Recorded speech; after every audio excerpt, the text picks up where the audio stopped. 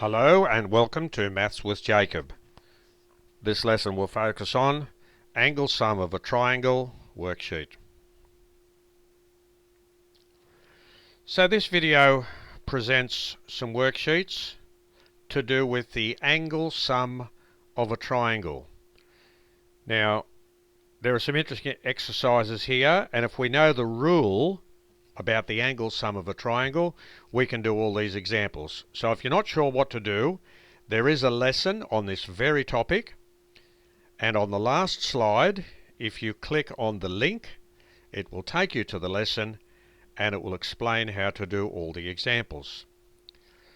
So, find the unknown angle in each of the following diagrams. So here we have a triangle and we have three angles, and here is the unknown angle. So if you know the rule, then you can find the size of W.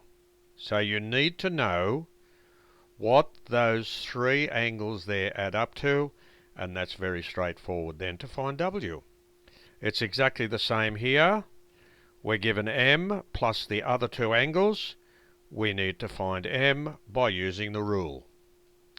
Number 3, again, quite straightforward. We have to find x degrees if we are given those two there. So we have to find what x is. Over here, it's very similar. We have to find k, but over here we've got this symbol.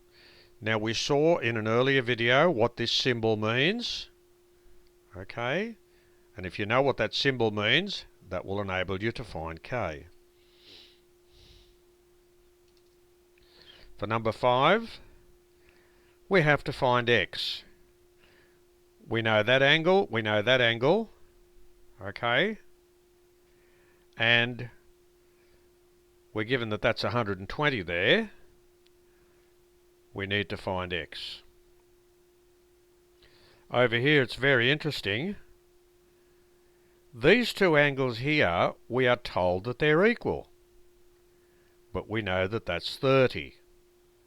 That should enable us to find each of those.